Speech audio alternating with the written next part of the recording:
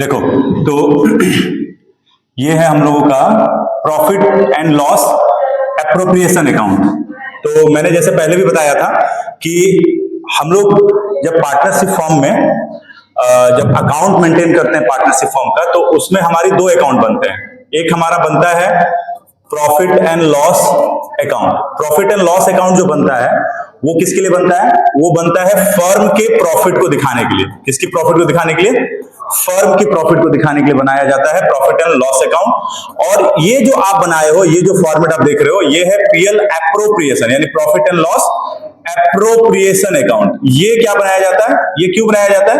ये बनाया जाता है फर्म के अंदर जितने भी पार्टनर हैं, मतलब कि जिन पार्टनर्स ने मिलकर के पार्टनरशिप फॉर्म को बनाया, तो वो जितने भी पार्टनर हैं, उन पार्टनर को जो प्रॉफिट या लॉस होता है, उस प्रॉफिट एंड लॉस को कैलकुलेट करने के लिए बनाया जाता है क्या? Profit and loss appropriation account. ठीक है। अब profit and loss appropriation account बनाने का ये फॉर्मेट है। फॉर्मेट में जैसा कि तुम देख पा रहे हो कि सबसे पहले क्या आया है? By profit and loss account net profit transferred from profit and loss account. इसका क्या मतलब है? इसका ये मतलब है कि जब तक आपके पास नेट प्रॉफिट नहीं होगा, क्या नहीं होगा? नेट प्रॉफिट नहीं होगा, तब तक आप क्या नहीं कर सकते हो? आप profit and loss appropriation account बना नहीं सकते हो। इसका ये मतलब निकल के आता है कि पहले आपको नेट प्रॉफिट फाइंड आउट करनी होगी। अगर क्वेश्चन में नेट प्रॉफिट नहीं दिया है तो आप profit and loss appropriation account नहीं बना सकते हो। क्लियर है? अच्छा, अब सवाल यह है कि सर नेट प्रॉफिट कहां से मिलेगा हमें? तो नेट प्रॉफिट मिलेगा sir profit and loss account से। तो प्रॉफिट एंड लॉस अकाउंट का कॉन्सेप्ट आपका क्लियर होना चाहिए। अब प्रॉफिट एंड लॉस से आपको नेट प्रॉफिट तो मिलेगा, लेकिन फिर नेट प्रॉफिट निकालने के लिए हमें क्या चाहिए? हमें चाहिए ग्रॉस प्रॉफिट।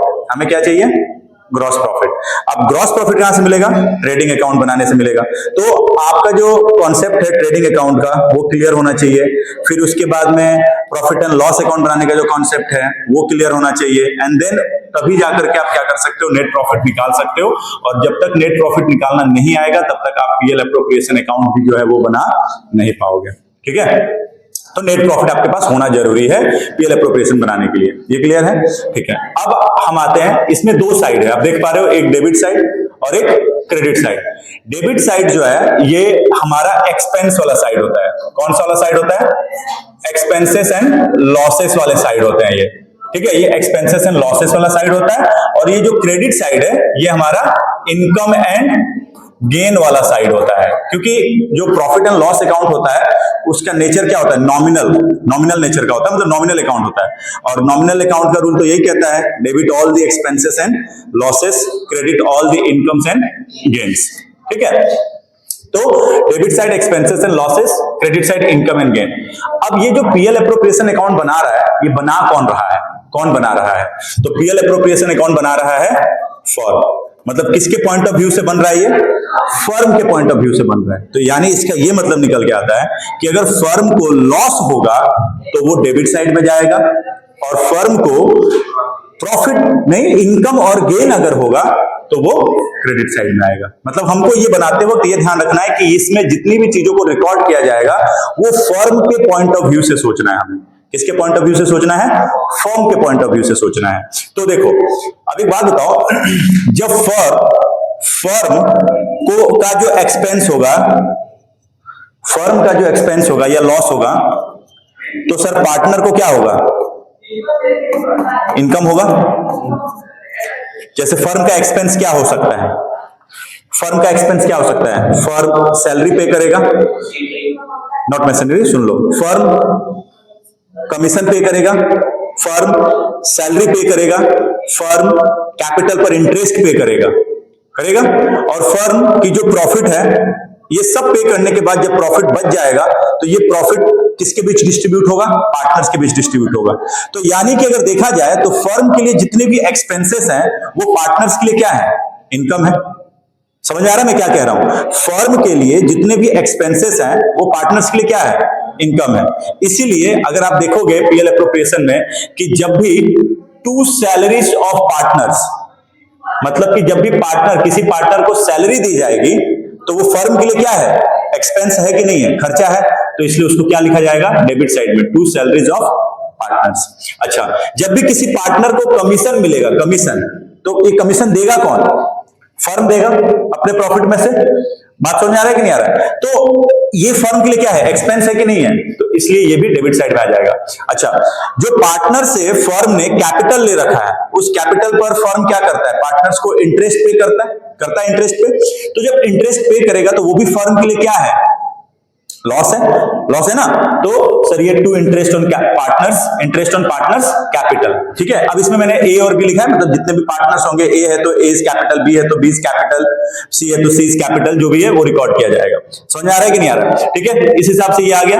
उसके बाद में जो रिजर्व है, रिजर्व अगर पहले से गिवन है, मतलब क्वेश्चन में आपको दिया हुआ है रिजर्व, तो रिजर्व का जो अमाउंट होता है वो किसको मिलता है?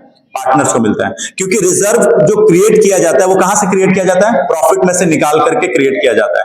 और रिजर्व किस लिए क्रिएट किया जाता है? ताकि फ्यूचर में अगर किसी भी तरह की कोई अनसर्टिनिटीज हो या फ्यूचर में किसी भी तरीके का कोई अमाउंट राइट ऑफ करने हो, तो हम क्या क्रिएट करते हैं? उसके लिए रिजर्व क्रिएट करते हैं। और ये रिजर्व कहां से क्रिएट होता है? जो प्रॉफिट होती है उसी में से निकाल करके। और अगर उस रिजर्व का कोई यूटिलाइजेशन नहीं हुआ तो उस रिजर्व का जो भी पैसा होता है वो किसको डिवाइड कर दिया जाता है? मतलब किसके बीच डिवाइड कर दिया जाता है?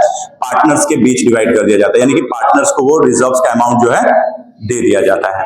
बात समझ में आ रहा है कि नहीं आ रहा? उनके प्रॉफिट शेयरिंग रेशियो में। तो ये रिजर्व वाला अमाउंट भी जो है पार्टनर्स को जाता है। तो फर्म के लिए क्या है? एक तरह का एक्सपेंस है, या लॉस भी कह सकते हो, एक्सपेंस कह सकते हो। तो ये आपका डेबिट साइड में आ जाएगा। अच्छा, उसके बाद जो प्रॉफिट फर्म को हुआ रहता है, नेट प्रॉफिट, कहां से नेट प्रॉफिट होता है? प्रॉफिट एंड लॉस अकाउंट से। तो फर्म की जो नेट प्रॉफिट होती है, तो जब हम लोग प्रॉफिट एंड लॉस अकाउंट बनाते हैं, तो प्रॉफिट एंड लॉस अकाउंट सीखा है ना, प्रॉफिट एंड लॉस अकाउंट। तो प्रॉफिट एंड लॉस अकाउंट में जो नेट प्रॉफिट आता है वो किस साइड आता है? इस साइड आता है कि नहीं आता है? To net profit. फिर उसको हम लोग उठा करके इसमें लेकर के आते हैं, तो वो क्या बन जाएगा? बाय नेट प्रॉफिट बन जाएगा, यानी बाय प्रॉफिट एंड लॉस, क्योंकि प्रॉफिट एंड लॉस अकाउंट से उठा करके उसको लाया जा रहा है। अच्छा, ये हो गया फर्म के लिए क्या, क्योंकि ये फर्म की प्रॉफिट है। तो मैंने क्या कहा कि क्रेडिट साइड में क्या आता है? फर्म को होने वाले जितने इनकम और गेन है, तो फर्म के लिए जो नेट प्रॉफिट है वो फर्म की प्रॉफिट है, इसलिए उसको क्रेडिट साइड में रिकॉर्ड किया जाता है। पहले इसी को लिखा जाता है। अब इसी प्रॉफिट में से ये सारे एक्सपेंसेस जो है फर्म पार्टनर्स को देती है, कमीशन, सैलरी, रिजर्व्स, या जो भी चीजें हैं वो इसी प्रॉफिट में से दिया जाता है। इसीलिए प्रॉफिट को इधर लिखा जाता है और इसमें से सारी इन एक्सपेंसेस को क्या किया जाता है? माइनस किया जाता है।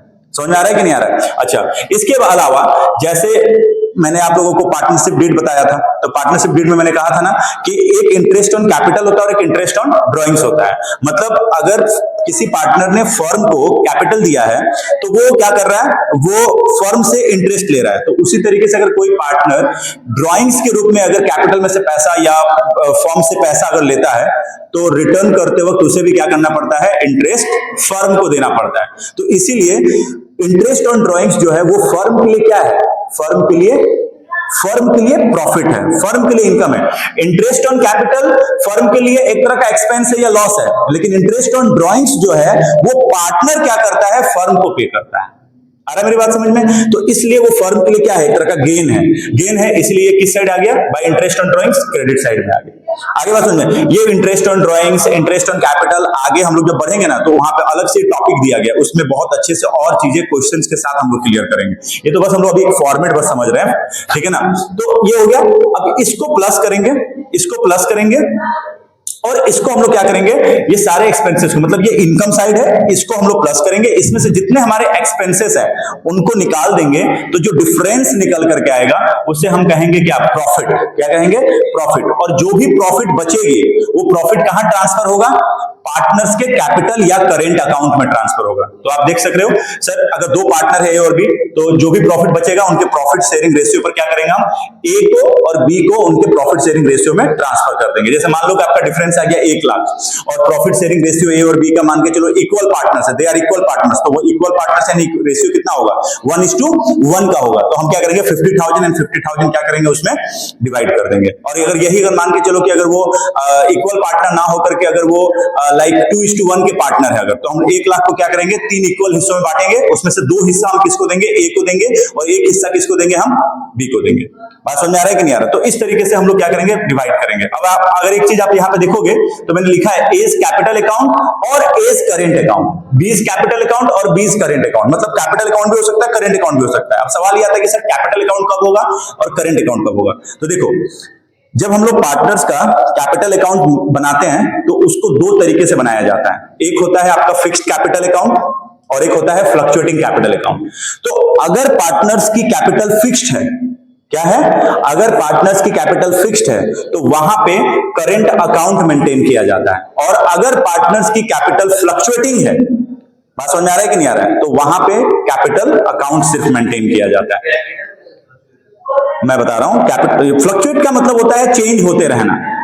बात समझ में आ रहा है? कभी मान लो कि साल में शुरू में 10 लाख था, फिर हमने क्या किया, हमने साल के बीच में हमने और 2 लाख अपना कैपिटल इंक्रीज कर दिया। तो फ्लक्चुएशन ऑफ कैपिटल का मतलब होता है कैपिटल इंक्रीज या डिक्रीज होना। बात समझ आ रहा है? और फिक्स्ड कैपिटल में क्या होता है कि सर कैपिटल चेंज नहीं होता, जब तक कि बहुत ज्यादा जरूरी ना हो तब तक वो आपस में चेंज नहीं किया जाता, वो एक बार लगाया तो वही चलता रहता है कंटिन्यू। तो वही कह रहा है कि जब भी फिक्स्ड कैपिटल का केस होगा तो वहां पे अगर हम लोग पीएल एप्रोप्रिएशन बनाएंगे तो ये करेंट अकाउंट दिखाया जाएगा, और वही जब आपका कैपिटल जो होगा वो फ्लक्चुएटिंग कैपिटल वाला केस अगर होगा तो वहां पे फिर क्या होगा सर, आपका कैपिटल अकाउंट लिखा जाएगा। इसलिए दोनों चीजें यहाँ पे हैं। आगे हम लोगों को वो भी सीखना है, इसके बाद वही टॉपिक आएगा मेथड्स जो है कैपिटल अकाउंट और क्या कहते हैं बनाने का तरीका। तो उसमें दो तरीके सीखेंगे हम लोग, फिक्स्ड कैपिटल और एक फ्लक्चुएटिंग कैपिटल। आ रहा बात समझ में? तो ये पीएल एप्रोप्रिएशन समझ में आ गया। एक बार इसको रिवाइज कर लेते हैं। पीएल एप्रोप्रिएशन अकाउंट बनाने के लिए सबसे पहले क्या चाहिए आपको? नेट प्रॉफिट चाहिए। नेट प्रॉफिट चाहिए। नेट प्रॉफिट कहां से निकलेगा? प्रॉफिट एंड लॉस अकाउंट से। अगर क्वेश्चन में गिवन है तब तो प्रॉफिट एंड लॉस अकाउंट बनाने की जरूरत नहीं है।